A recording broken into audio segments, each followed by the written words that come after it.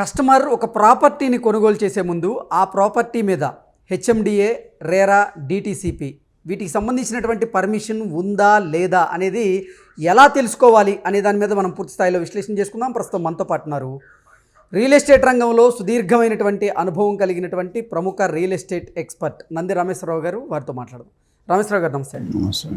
Customer ఏదైనా ప్రాపర్టీని కొనుగోలు చేసే ముందు ఆ ప్రాపర్టీకి హెచ్ఎండిఏ, రేరా, డిటిసిపి వీటికి సంబంధించినటువంటి అప్రూవల్స్, పర్మిషన్స్ ఉందా లేదా అనేది ఎలా తెలుసుకోవాలంటే ఏం చెప్తారు? ఇది మార్కెట్లో ఇది చాలా ఇబ్బంది అవుతుందండి. ఇది ప్రతి బయ్యర్ కూడా majority of the buyers problem face చేస్తున్నారు. ఎందుకంటే కొన్ని డూప్లికేట్ ఒక ప్రాజెక్ట్ చూసిన పేరు చెప్పను, 100 ఎకరాల్లో ప్రాజెక్ట్ చేస్తున్నాడు. ఆ లేఅవుట్కి అసలు పర్మిషనే ఉండదు. ఇంకో విచిత్రం ఏంటంటే హాలిడే రోజు, సండే రోజు 10 మంది ఆఫీసర్లు ఒకటే అప్రూవల్లో సైన్ చేశారు, ఒకటే పెన్నుతో. అదే ఎలా సాధ్యం? అది తర్వాత పట్టుకుంటే దొరికింది. కానీ ప్రజలకి 10-20% రేట్ తక్కువ అమ్మేస్తున్నారు. జనాలు ఎగబడి కొంటున్నారు. ఒకసారి ఎవరో కాంపిటేటర్ కేసు వేస్తే, రైడ్ చేస్తే ఒకటే అప్రూవల్లో ఒకటే పెన్నుతో అందరూ సైన్ చేస్తారు. అది పాసిబుల్లా అంటే అందరూ కలిసి కుమ్మక్కై గ్యాంబ్లింగ్ చేశారు. అంటే ఆ రియల్ ఎస్టేట్ సంస్థ యజమాని అధికారులను డబ్బుతో కొనేసాడు. మరి ఎలా కొన్నాడు అనేది మనకి క్లారిటీ లేదు, కానీ బట్ ఇల్లీగల్ థింగ్స్ అయితే జరిగినాయి. అందుకని వీళ్ళకి ఏంటంటే ఈ మూడిటికి వెబ్సైట్స్ ఉన్నాయి, ఆన్లైన్ వెబ్సైట్లో లాగిన్ కొడితే రియాలిటీ బయటకు వస్తుంది. ఎందుకంటే వెబ్సైట్లో వెబ్సైట్స్ పేరు చెప్పండి మన సబ్స్క్రైబర్స్. అదే ఒకటి చెప్పా కదా, డిటిసిపి అని కొడితే వచ్చేస్తుంది. డిటిసిపి, హెచ్ఎండిఏ ఇవి కొట్టేస్తే డైరెక్ట్గా వచ్చేస్తాయి మీకు జిహెచ్ఎంసి. ఆ వెబ్సైట్లోకి వెళ్ళి మీ పలానా ఏరియా కొడితే మండలు, విలేజ్, డిస్ట్రిక్ట్ కొడితే వచ్చేస్తుంది మీకు సర్వే నెంబర్. అది కంపల్సరీ మేము చెక్ చేసుకోవాలి. మీకు చెక్ చేసుకోవడం రాకపోతే మీరు you have to go to the concern lawyer are మాలాంటి రియల్ ఎస్టేట్ అడ్వైజర్కి వస్తే మీరు. రెండోది పర్మిషన్స్ ఉంటాయి, సీల్స్ ఉంటాయి. సీల్ అంటే తెలుసు, రబ్బర్ స్టాంపు. కానీ సంతకాలు ఉండవు. సీల్స్ ఉంటే అప్రూవ్ అన్నట్టు కాదు, సీల్తో పాటు సంతకం ఉండాలి. ఆ సంతకం ఇప్పుడు కరెంట్ ఆఫీసర్, రన్నింగ్ ఆఫీసర్, ఇప్పుడు నువ్వు రిటైర్ అయిపోయాడు ఒకడు, వాడు కూడా 2024లో రిటైర్ అయ్యాడు, వాడు సైన్ చేస్తే చెల్తుంది. ఇప్పుడు రిటైర్ అయిపోయాడు కదా, కొంతమంది జరుగుతున్నాయి. సో అది కూడా మీరు చెక్ చేసుకున్నప్పుడు కంపెనీస్, గవర్నమెంట్ హెచ్ఎండి, డిటిసి ఉంటాయి కదా మార్కెట్లో, వెబ్సైట్లో దొరికిపోతాయి. చూసుకొని సీల్ ఉందా, సీల్తో పాటు సంతకాలు ఉన్నాయా లేదా అనేది ఒకసారి చూసుకోవాలి. అండ్ ఆ లేఅవుట్ అనేది మన సర్వే నెంబర్కి, లేఅవుట్లో ప్రతి లేఅవుట్ ఎల్పి నెంబర్ ఇచ్చినప్పుడు, టీఎల్పి ఎల్పి నెంబర్ ఇచ్చినప్పుడు నెంబర్ ఉంటుంది, టీఎల్పి నెంబర్ అని. ఆ నెంబర్ వేరు ఉంటుంది, సర్వే నెంబర్ వేరు ఉంటుంది. అందులో సర్వే నెంబర్ రాస్తారు. ఆ సర్వే నెంబర్ వేరున్నట్టు మనకు కొనకూడదు. అంటే ఎట్లా ఉంటుందంటే మనకి ఎక్కడ తప్పు ఉంటుందో తెలియదు. ఒక్కోసారి సర్వే నెంబరు సగం సర్వే నెంబర్ ఉంటే సగం దాని 2-3 సర్వే నెంబర్లు కలిసి ఒకటే ప్రాజెక్టు పెట్టచ్చు. పెద్దలని 100 ఎకరాలు అనుకోండి, 3, 4, 5 సర్వే నెంబర్లు ఉండొచ్చు. అందులో 3 కరెక్ట్ ఉండొచ్చు, 2 తప్పు ఉండొచ్చు. అప్పుడు కూడా పర్మిషన్ అప్లికబుల్ కాదు. అలా 3 తీసుకొని 5కి అమ్మేస్తారు. అమ్మే ఛాన్స్ ఉన్నాయి. స్టాండర్డ్ బిల్డర్స్ ఎవరు చేయరు, ఎవరో ఈ ఎక్కువ టైం లాంగ్ టర్మ్లో ఉండడు. చీట్ చేసే వాళ్ళు ఎంతకాలం ఉంటారండి? ఉండరు. సో ఆ కన్సర్న్ డిపార్ట్మెంట్ వాళ్ళు చెప్తారు, ఆ సర్వే నెంబర్ కంపల్సరీ మీరు లింక్ డాక్యుమెంట్స్కి వెళ్తే ఆ లేఅవుట్లో రాస్తాడు, పలానా మున్సిపల్ నెంబరు, లేకపోతే survey number, ward, division, tax receipt చూస్తే అవన్నీ ఉంటాయి మీరు చూసుకుంటే కనుక.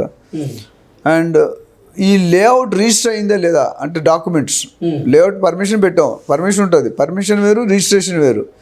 ఆ రిజిస్ట్రేషన్ ఉందా లేదా ఎస్ఆర్ఎల్. పర్మిషన్కి రిజిస్ట్రేషన్కి డిఫరెన్స్ ఏంటి? పర్మిషన్ అంటే ఎలిజిబిలిటీ, ఓకే, ఆ ప్రాపర్టీ ఎలిజిబిలిటీ. రిజిస్ట్రేషన్ అంటే ఎస్ఆర్ఓలో చేయించి ఉండాలి. అంటే రిజిస్ట్రేషన్ ఇప్పుడు నువ్వు ఒక రెంటల్ అగ్రిమెంట్ రాసుకున్నావు, నువ్వు ఓనర్ రాసుకున్నారు, రిజిస్టర్ ఆఫీస్కి వెళ్ళలే, రేపు పొద్దుట టెనెంట్ 1 year రెంట్ ఎత్తేసాడు, నువ్వు ఎవరికి కేసు వేస్తావు? గవర్నమెంట్ అథారిటీ ఉంటే certification first minimum SRO registration, లేకపోతే తర్వాత అదేంటి నోటిఫైడా ఏమంటావు, లాయర్ సర్టిఫై చేస్తాడు. ఏది లేకుండా ప్లెయిన్ రాసుకుంటే వ్యాలిడిటీ కాదు, కేసు వేయచ్చు. రిజిస్ట్రేషన్ అంత పవర్ దీనికి ఉండదు. ఓకే. సో అందుకనే మీరు ఏజీపీ అంటారు, అగ్రిమెంట్ డెవలప్మెంట్ అగ్రిమెంట్ అని, బిల్డర్ నీ ల్యాండ్కి. సో ఒక కస్టమర్ ఖచ్చితంగా ఏదైనా ప్రాపర్టీ కొనే ముందు దానికి డిటిసిపి కానీ, రేరా కానీ, హెచ్ఎండిఏ అప్రూవర్ ఉందా లేదా అనేది ఖచ్చితంగా చూసుకోవాల్సిన బాధ్యత అయితే ఉంటుందండి. ప్రమోటర్కి రెండు, ఒకటి ల్యాండ్కి అయితే అసలు బిల్డర్ రిజిస్టర్డా, వాడికి రేరా లైసెన్స్ లేదనుకో, రేరా అనేది ఎవరికి, బిల్డర్కి కంపెనీకి ఉంటుంది, బిల్డర్ ప్రాజెక్ట్కి ఉంటుంది, రెండు వేరు. ఓకే. ఈ కంపెనీ ఉన్నది 5 years కంటిన్యూగా వ్యాలిడ్, ప్రాజెక్ట్ నెంబర్ ఆ ప్రాజెక్ట్కే వ్యాలిడ్. ఆ ప్రాజెక్ట్ రేరా ఉంటుంది, ఎక్స్పైరీ అయిపోయింది, అప్పుడు కూడా వ్యాలిడ్ కాదు, మీకు లోన్ రాదు, అది కూడా మేనేజ్ చేయొచ్చు.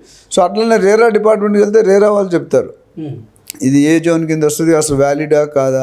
బ్యాంక్ వాళ్ళు కూడా లోన్ ఇచ్చే ముందు చెక్ చేసుకుంటారు. సో ఇవన్నీ కూడా ఒక పాయింట్. అందుకని ఇవన్నీ మనకు తెలియదు కాబట్టి నేను చాలామంది వేల ట్రాన్సాక్షన్ చేసాం, వేల మందిని ట్రైన్ చేసాం. మన మీడియా డిఫరెంట్ ఛానల్స్ 5,000 వీడియోలు పైగా ఉన్నాయి ఈ సబ్జెక్ట్ మీద, అవేర్నెస్ మీద. అప్పటికి ఇంకా చాలామంది ఇబ్బంది పడి చీట్ అవుతున్నారు. సో అందుకని జాగ్రత్తగా అవేర్నెస్ ప్రోగ్రామ్ మనం ఎందుకు చేసామంటే మన ఛానల్ ద్వారా అందరికీ, అంటే మనం ఎన్ని రకాలుగా వాళ్ళకి అవగాహన కల్పించేటువంటి ప్రయత్నం చేస్తున్నా, నిజంగా ప్రీ లాంచ్ పేరుతో కొన్ని రియల్ ఎస్టేట్ సంస్థలు అయితే కస్టమర్లకి అరచేతిలో స్వర్గం చూపిస్తూ ఉన్నాయి.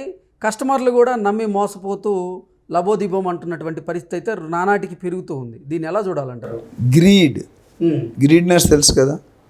జనరల్గా నేను రియల్ ఎస్టేట్లో ఎప్పుడు చెప్తాను డైలాగ్, ఒక ఏజెంట్ కానీ, ఒక రియల్టర్ కానీ, ఒక ఇన్వెస్టర్ కానీ, ఒక బయ్యర్ కానీ, ఒక బిల్డర్ కానీ లాభాలు రావాలనుకుంటే భూమాత అంత పేషెన్స్, ఆకాశం అంత ఆశ ఉండాలి. ఆశ అత్యాశకి వెళ్ళొచ్చు, కొద్ది గ్రీడ్నెస్ పెరిగి, కానీ దురాశకి వెళ్ళొద్దు. దురాశకి వెళ్తే దుఃఖానికి సేటు. ఇక్కడ ఏమైనా దురాశకి వెళ్ళిపోతున్నారు అందరూ. లాస్ట్ 1 yearలో 15 కంపెనీలు 10,000 కోట్లు 12,000 కోట్లు కలెక్ట్ చేసి వేల మంది బయర్స్ని రోడ్డు మీద పడేశారు, బోర్డు తిప్పేశారు.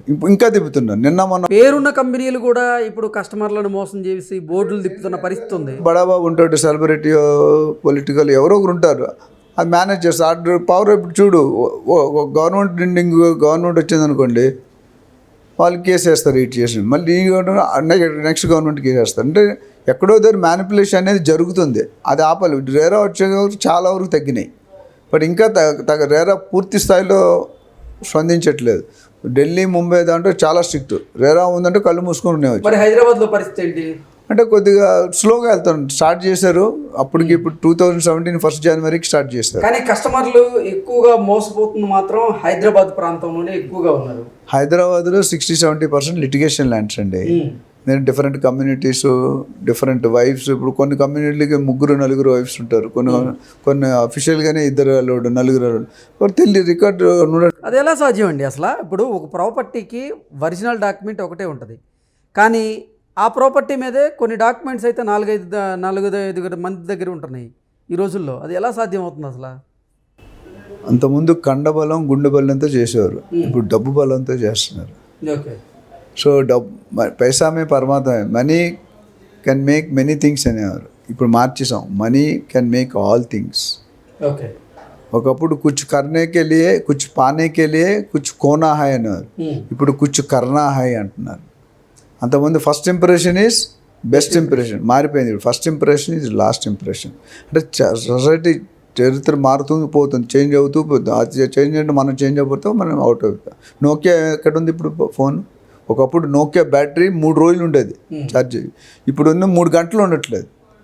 సో నోకియా అప్గ్రేడ్ చేసుకోలేదు, వెళ్ళిపోయింది. బ్లాక్బెర్రీ అప్గ్రేడ్ చేసుకోలేదు, అంబాసిడర్ అప్గ్రేడ్ చేసుకోలేదు. సో అవుట్డేటెడ్ ఉండకూడదు.